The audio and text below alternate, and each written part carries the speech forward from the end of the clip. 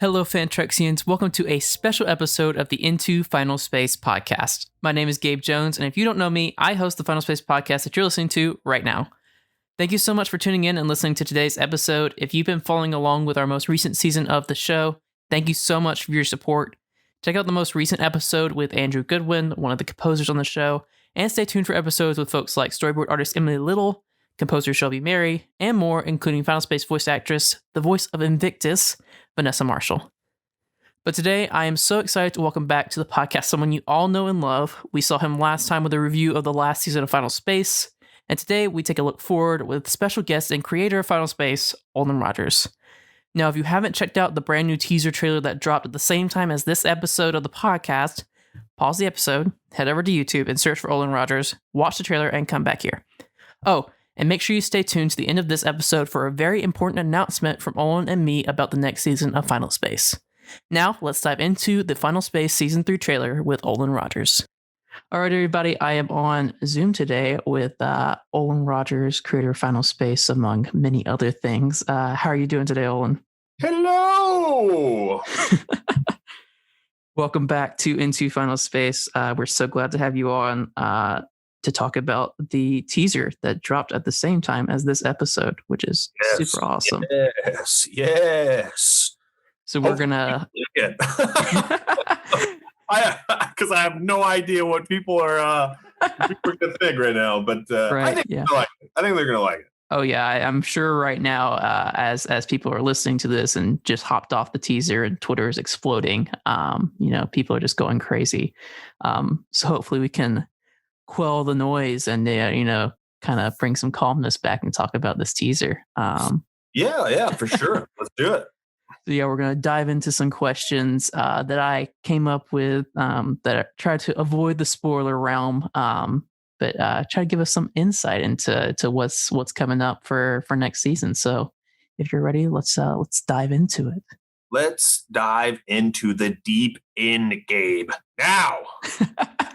All right. To start us off, I think the largest difference that we can see, just comparing this to other trailers that have dropped in the past, the last two seasons, this thing looks dark, like very season 2, kind of episode 9 feeling.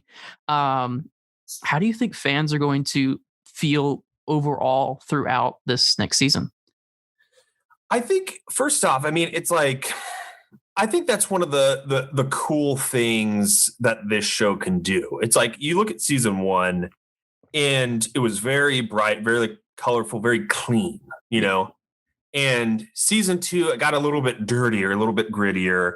There were some dark episodes in there. Right. And this season, it's still very, very colorful. Yeah. You're going to see these colors pop on the screen.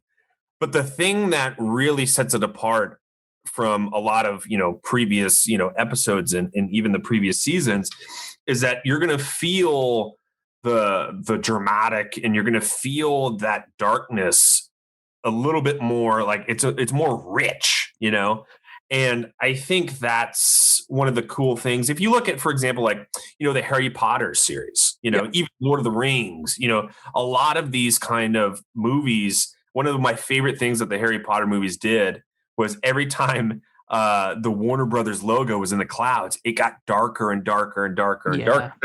They got older and older and older, right. And things got more and more and more serious. That's kind of like this situation where it's like I kind of really wanted to. This is what, the direction that I really wanted to go in, and even season 2. There was a lot of things that I wanted to do that unfortunately I wasn't able to do just because of, the notes and how things got directed and stuff like that. But I wanted to feel a little bit more serious, but still have that fun that you're exploring the universe and you're seeing all these different planets. So when we go back to that at some point, not in this season, you're going to feel like, oh, we've been here. This is awesome. Like this is really, really cool. But this season, it was like, let's make something that we're going to push the envelope of what we can do, of how it's going to look, of how it's going to feel. This season is a lot more dramatic and intense. And I think I think people are going to eat it up. I think it's what everybody wants, Yeah. And it doesn't skimp on the fun. It doesn't skip on the funny. Like, I think there's actually some of the funniest moments of the show are in this thing, and they play so much better because the stakes are so much higher, So I think the tone, that tone that I really loved in the end of like season 1, and a lot of those kind of like later episodes in season 2, it's kind of like that's season 3. You're going to get it. It's go from the moment the first episode hits until the end of the season. And there's a couple episodes that are kind of, smaller, that are kind of really laid back so you give us some respites throughout the season, so we don't just die throughout the entire season. There's respites, and all right, so let's jump into our second question then. So who should we of the team squad look forward to seeing most this season, and probably the ones that are going to be talked about a lot through Twitter and Discord?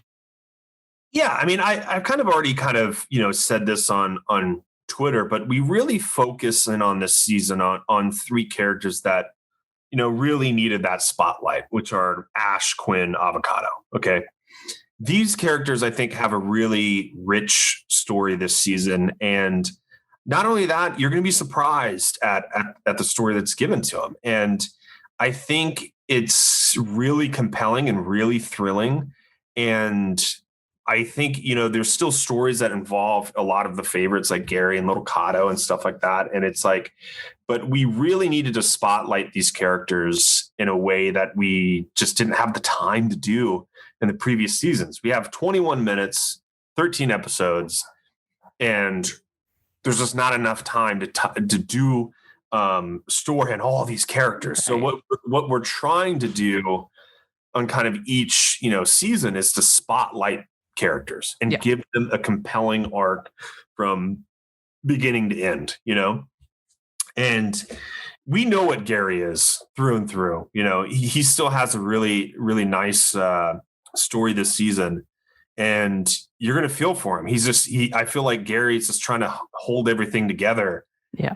And it's just, he's starting to face the reality that he can't do it. Right. It's like, it's starting to really weigh on him, and he's still that fun Gary, which was a blast to kind of really dive into and kind of find that nice balance between season 2 and season 1. And Coty did a great job with Avocado. I think there's some really compelling moments in there for his character that a lot of people are going to talk and discuss. And same thing with Ash. I think she just has such a thrilling story.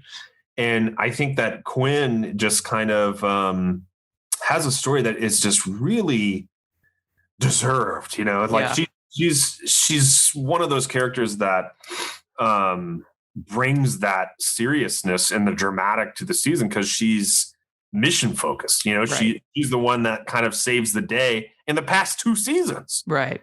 And I think it's going to be something where you're going to find out about her past. You're going to find out a really compelling story where she herself is this. She's going to have to make some choices that that could potentially hurt the team squad, because that's what leaders do. Yeah.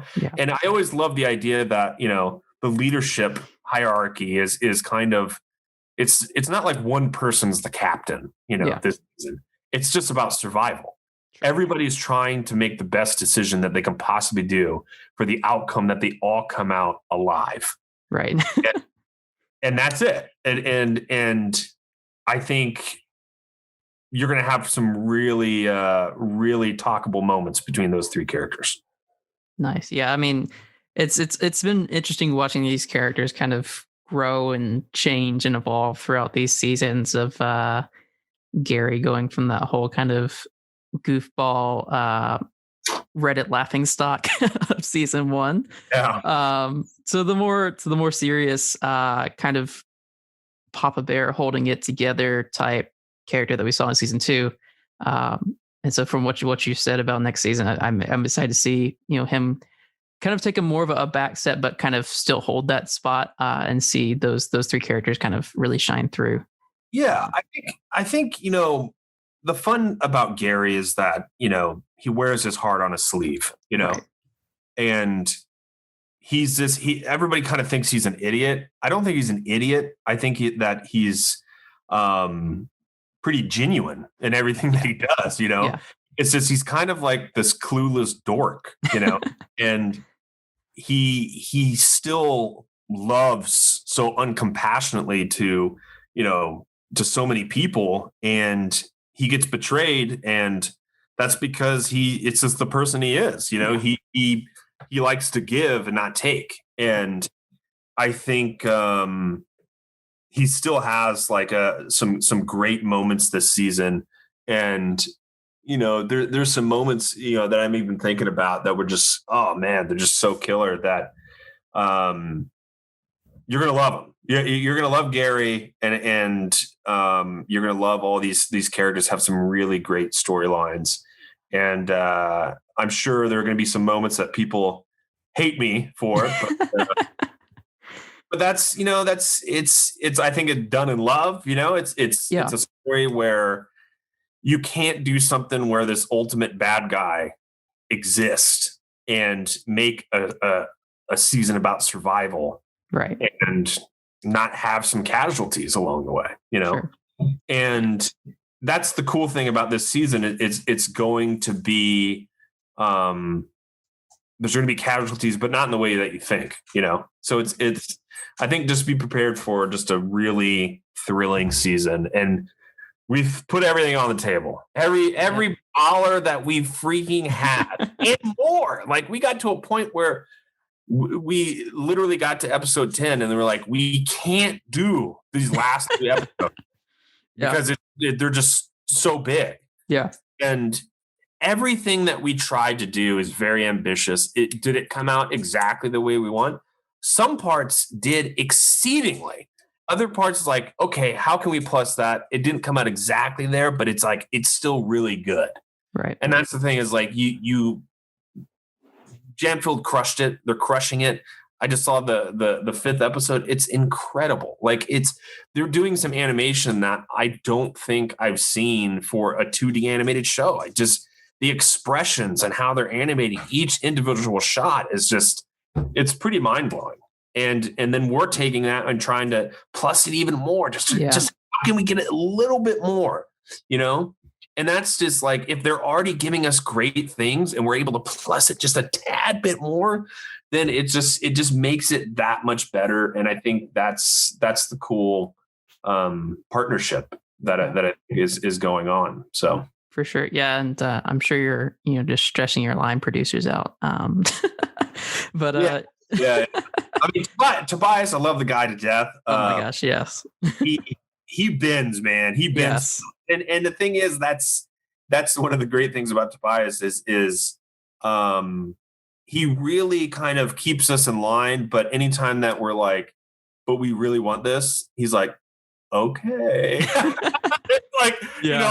Like, and to have a line producer that's on your side, that's a really important thing. Yeah. Because there's a lot of line producers say it can't happen. You cannot do this. But there's times where we're like, let us squeeze in this extra shot, and that's really unheard of. And, he's just such a valuable member of the team, and couldn't do without him.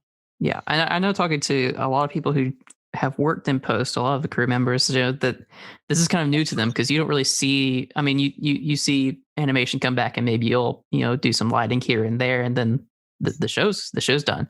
But the amount of compositing and the work that goes into the animation that comes back from Jamfield, that's already, 10 times greater than some of the stuff you're already seeing out there, and then gets plus, it's amazing. It's been really cool hearing crew members that have been working on posts are just like, this is amazing, and we made it even more amazing. Yeah. And I think that's something that I don't know of too many shows that did that right. Yeah. before Final Space, but you're starting to see more of it. Yeah. Now here's the thing. I could be I don't know. I 100% doubt we are the first people to do this, Sure. But I do think Final Space came along and a lot of people said, "Whoa, that is a really pretty show. Yeah. What are they doing to do that?" Right. And that's a testament to all the animators at Janfield, to all the people on the comping team like Ben Bajilajak, even for season 1, Mike Roberts, and like all these people that really put the time in and the passion in to make this show look beautiful. All I said was, I want this to be one of the prettiest things that's out there. Right. How can we get that? Yeah. And I said, how can we make this space feel like a character? How can we comp this just a little bit more? And then once we set the precedent of like, we're comping every shot, then we did it every season. Yeah. And I think with this season, I kind of, and this is a big thing that kind of like how I like to show run and create stuff is I let the artists have fun and do the art. They need to be passionate about what they're doing. I don't like to micromanage. I don't like to, if something pops up, because I do know compositing, I've done compositing, I know After Effects, I know all this stuff. I'll say, hey, can you do this and this and this? That'd be cool. And then I let them have fun. Yeah. And I think that's the big thing that I think this show, why it gets to that certain level is because these artists are actually having fun doing what they love to do. Absolutely. They're not making something that's like, this isn't what I want to do. We're just like, do what you want, have a blast. I mean, obviously you got to work within the parameters of like, do this shot, but make it as beautiful as you want to make it. Like have fun with the compositing. Dude, make it as cool and as epic. You want to add camera shake, do whatever you want to really plus it. And it's awesome to hear, Ben Bajilajak kind of say, it's like, dude, I get paid to have my dream job. And I get, this is like a blast to get in there and comp it and plus things. And it's just cool to hear that they're just having fun, and I think at the core of everything, if they're having fun and we're trying to make something that's really beautiful, you can't ask for a better thing than that. Right. Yeah. And I think that's, every time I sit down with a crew member on the show and we talk, and it's the one thing that they love so much that's different from any show they've worked on is it's fun, and it's bringing in, things that you love, from science fiction to fantasy to history to all these different films and TV shows that have had influences on you. And I always compare Final Space to kind of a mosaic of all these different pieces that all these different crew members are bringing in, and still making this amazingly beautiful show with great story, beautiful art. And I think that's another thing. It's like I think the reason why they're having so much fun is it's hitting so many different things. Right. A lot of people like action. A lot of people like the comedy. A lot of people like the drama. A lot of people like, the sci-fi of it all. So if you have an artist that comes in and they're like, I just really love doing comedy, well, they're going to get to do comedy. Yeah. If you have somebody that likes to do action and more anime kind of stuff, bring it on. Right. Incorporate it into the show.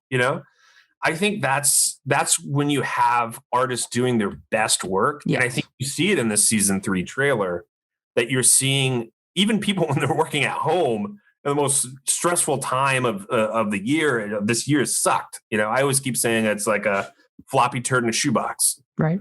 And it's not getting any less floppy. It's in a shoebox. You can't do anything with that. But essentially, I think that's the cool thing about this season 3 is we just really made the show that we wanted to make. And I'm talking about, we didn't have a lot of network notes on this season. We didn't have a lot of notes in general. We just were just kind of left to our own devices and made the show that we wanted to make. And we tried to push it as far as we could go, to literally the last dollar. And we ended up giving Janfield some more money to animate, just, to help them out. And they're just such incredible partners. And this whole experience has been great, but it's like, you'll see that we tried to push it as far as we could possibly go. And at a certain point, the money's not there and you got to pull it back and compromise. And we had to do that too, but it's that sometimes you get the better story by doing that. So yeah, we're not a Netflix show. We don't have that budget. Right. It doesn't exist. But we try the best with what we have. Yeah, and that's what there's definitely some magic that comes out of that for sure. Yeah. Yeah. So another question from this teaser. We saw a few new characters sprinkled here and there, and of course, Twitter fell in love with Biscuit with that reveal. Is there anything you could tell us about who we can expect to see and what we should expect to see out of these new characters? Yeah, I mean, I always want to keep I want to try to keep this season as surprising as possible. Yeah. And even in this trailer, I tried just to tease it and not give anything away, not give, story away. So Sure. that's kind of like the direction that I want to try to go in this season, because I want people to not know where we're going, to not know a character right off the cuff, and to be surprised. Because I think once that happens, it's just going to be a better experience.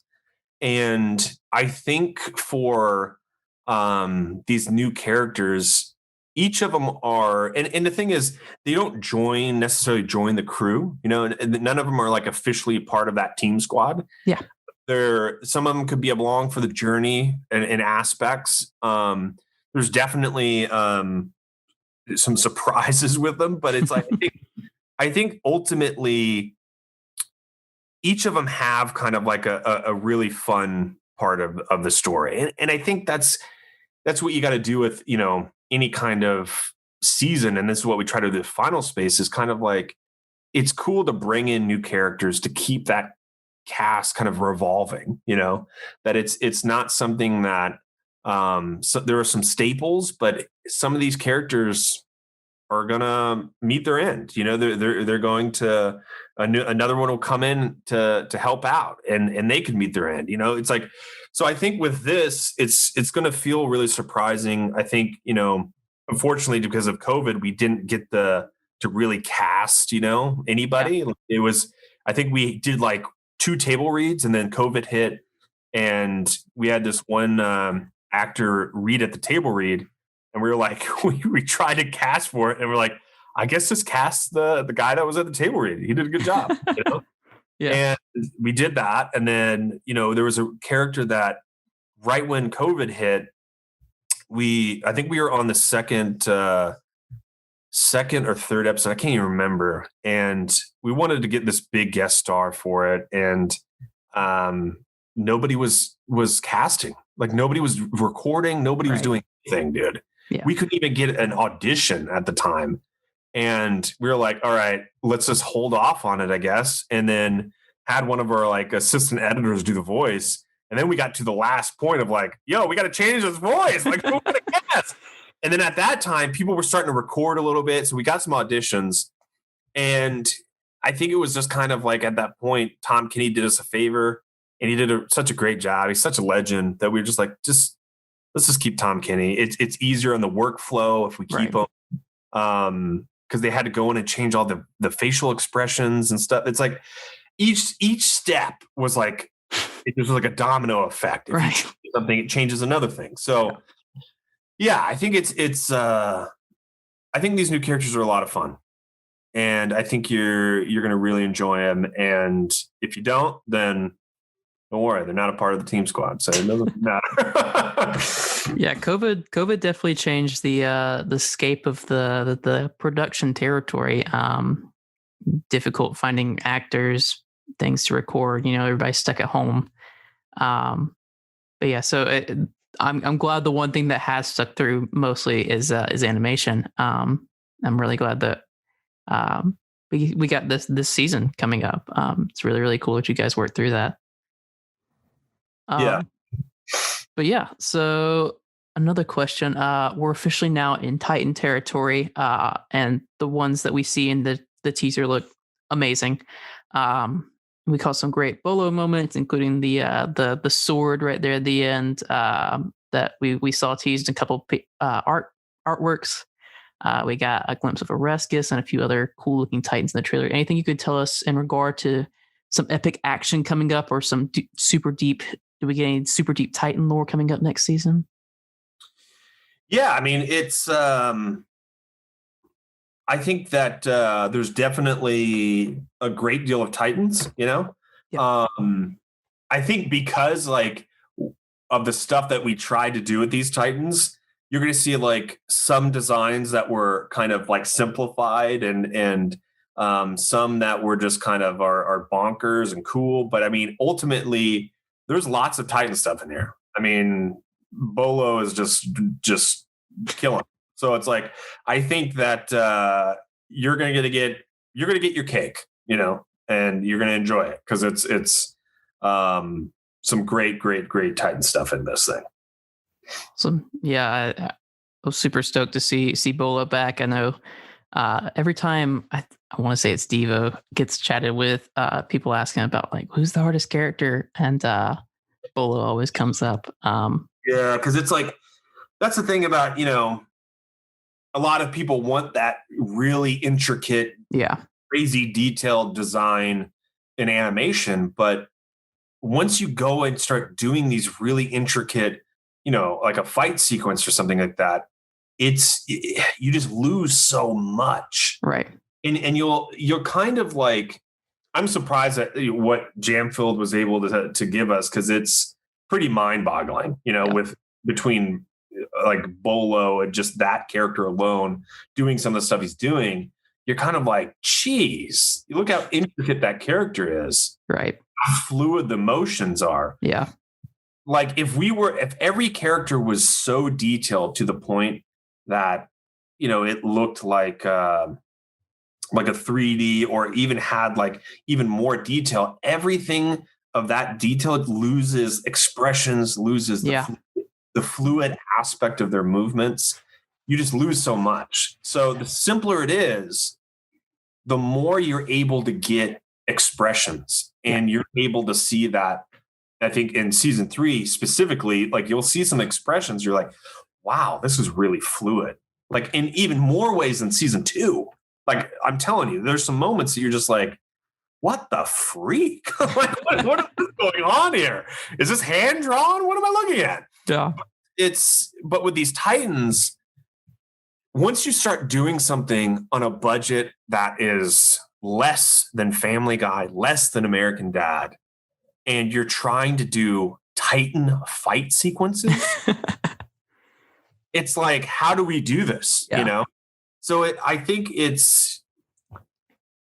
we did, I think, a really good job with what we've had. And I think everybody will be satisfied. I think there's some really, really amazing moments in it. And if you want Titans, you're getting Titans. So sweet. All right. And the Lord Commander is, of course, back. The nice tease right there at the end. Is there anything you can tell us about his character going into the next season? We saw him die. And then we saw him. We saw him Avengers Infinity, dust away. So what's upcoming for him that you can tell us? I mean, the thing is, this is no secret, right? Even during season 2, I said he's coming back, right? And it was not going to be in this season, but I had a plan for him, and he has some really cool moments in this season, and you're going to kind of be surprised by him. I mean, the Lord Commander, I think, is such a rich villain, and to me, Invictus is the ultimate bad, but I feel like the Lord Commander is the ultimate bad for the team squad. Yeah. You know what I mean? Like Invictus is the ultimate bad for the universe, but the Lord Commander is after that team squad. That's, I always feel like that. So I think you're going to get some really awesome moments in this. And, I don't want to give too much away just because it's the nature of the beast. But yeah, I mean, I think you're going to be really happy with him. And David Tennant crushes it. And just always. you always leave a record from him. And me and David always call each other and be like, what was that? Like, what? Why is he so good? Like, it's insane, man. He's so talented. Yeah, awesome. I guess a big question would be, what are you most looking forward to seeing fans react to this next season? And the art, is it the story, the acting? What do you think is really going to step forward and make fans go, wow, this is a completely new season of Final Space? I think it's the tone. I think that the tone is so important with Final Space. Even in season 1, they always wanted to, a lot of the writers wanted to write Rick and Morty or Futurama, and the tone was just it's always so important. In season 2, that tone got blurred. There was still there in aspects, but every note took the tone and started to blur the lines of what it was. Right. And so what you're going to see in season 3 is that tone is as sharp as ever. Like, it is the tone of the show. The tone of the show is back. It is the show. And you're going to see some absolutely beautiful, beautiful, beautiful animation. And the story, I think, is as rich as ever. Right. I think that you're going to get some moments in the season that you're going to be like, whoa, what am I watching here? This is really, there's a lot of depth to this in a way that I didn't expect out of Final Space, and even more so than previous seasons. Like, I think there's one episode that I can think of is probably one of the most powerful episodes that we have of the series. And it's so emotional. It just was. It was like everything that we were kind of going through, and I was going through some stuff, and I just poured it into the script, and you're gonna feel it, man. It just hits on a different level, and it's unlike any other episode, and nothing really happens in it, but everything happens in it. It's not, there's no action sequence, but it's I'm telling you, it will be everybody's favorite episode. It's really, really powerful. And I think that the stuff that does have these very dramatic, epic action sequences, I think your jaw's just going to drop. You're going to be like, I'm not watching the same show during season 2 or even season 1. You're going to see a much more mature show that's evolving with the story. Yeah. And the stakes are as high as ever, and they're only getting higher. So it's really setting up, hopefully, the continuation into a 4th season. And then, I would like to either conclude it in a 5th or a 6th season. But, I think that it's setting up something big, and you're going to love this season. I think it's just a blast. And, there's going to be episodes that people don't like, or it's not as good. I mean, I'm kind of used to it now, where you get the instant feedback from the U.S. audience. U.S. audience is, I think, more critical than the international. International, they're just like, I love it.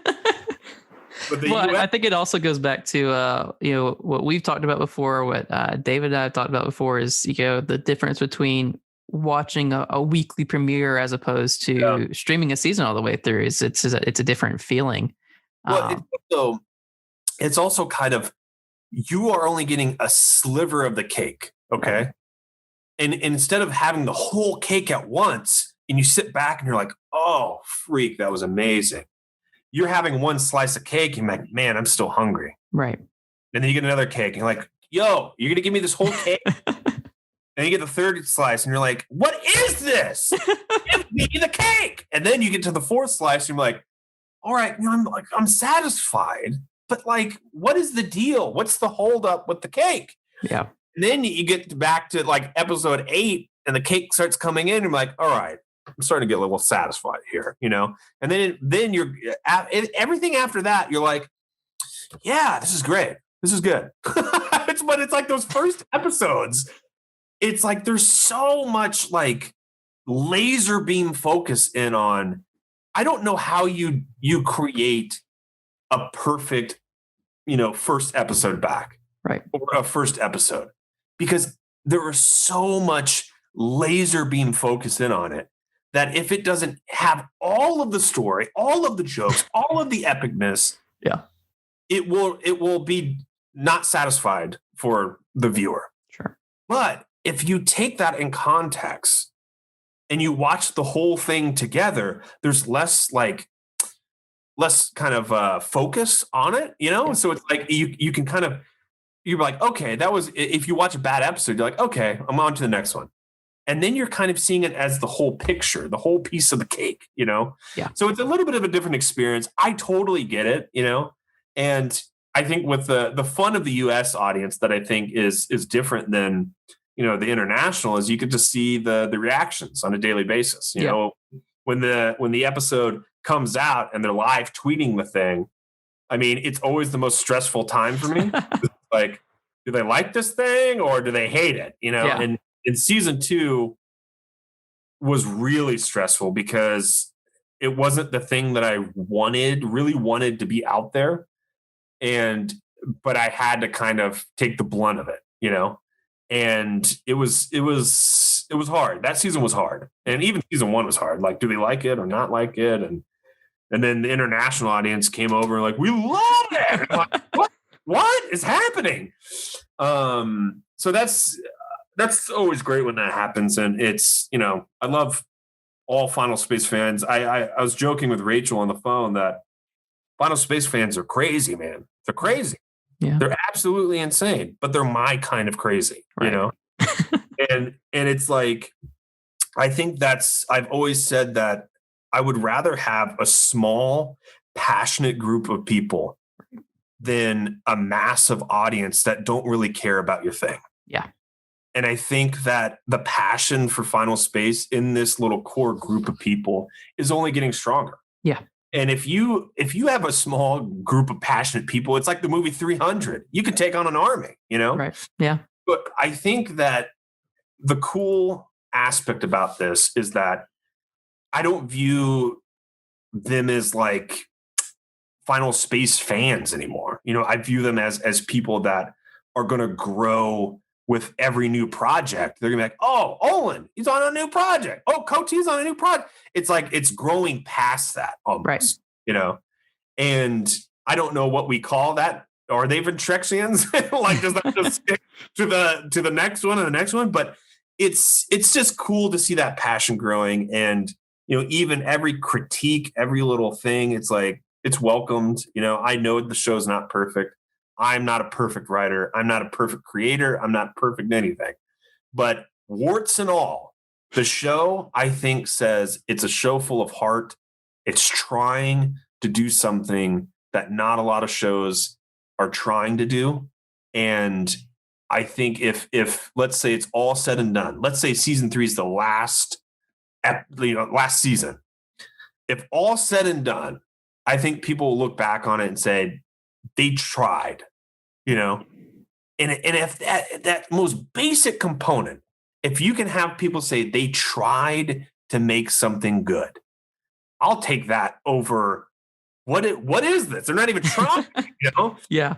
That's the thing, is like, you just got to try with the resources that you have. And I think that with this, we're trying to make something good, and we do it in everything, in the music, in the art, in the writing. Like, we're trying, even the voice acting, like, we're trying to make something that is compelling, that is a good story, to show that we belong in this space. And the hand that we've gotten dealt with is we're a show between networks that doesn't really have a home. We were on TBS, now we're on Adult Swim.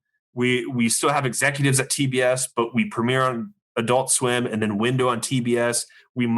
I think we're going to HBO Max at some point with the seasons, but I don't think we're going to premiere on HBO Max. I think we're still Adult Swim. So what are we? I don't know what we are. And yeah, that's the thing, is like, even with promoting the show, it's me.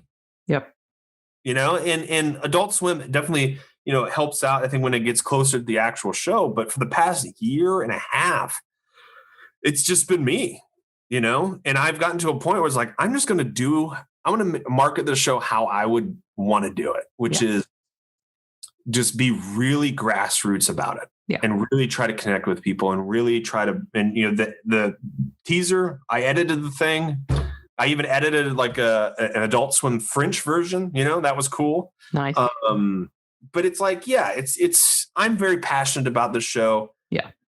Anything that I work on, Final Space is the first hit in the litter, like I love this show. So I'm going to put all the passion and love into it. And, I love everybody that watches the show and supports it. So thank you so much. I don't know where we got off on that tangent. But. I think it's a great tangent. And I mean, it's true. You put your heart and soul into the show, and I think it shows. And that's the reason that a lot of fans really connect with it. So thank you for loving us. But yeah, and I think this is a great, kind of last wrap up question before we do our little announcement here at the end. So I asked you on our last episode together for one word to describe the first 2 seasons of the show. What do you think that word would be for season 3? Oh, one word of season 3. I think we jumped to a phrase last time, so that's also you're good for that.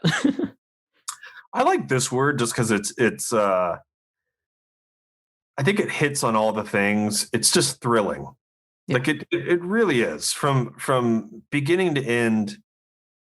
There's just this, I don't know, like I can't explain it. And maybe when you guys see it, it's like after the whole completion of it, from beginning to end, we really tried to take this in a very surprising direction. And I think that it's just such a fun ride. And it's epic, it's cool, it's action packed, it's dramatic, it's sad, it's heartbreaking. It just goes and it hits every core of what we wanted to do, and I think it's going to be a special season. I think it's definitely going to be something that wins a lot of people that were soft on season 2 back, Yeah.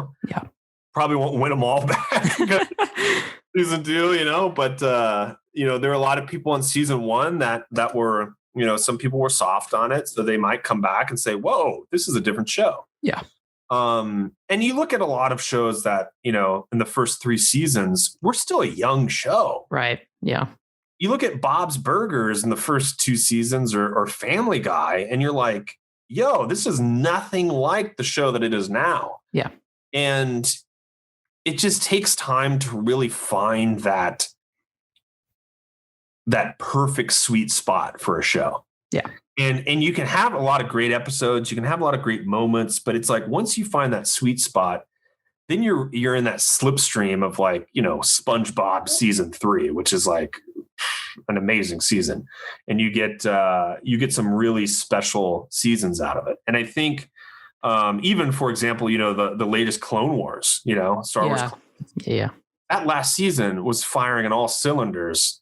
And you look at some of the earlier seasons, you're like, yo, it's like, what's going on? Different show.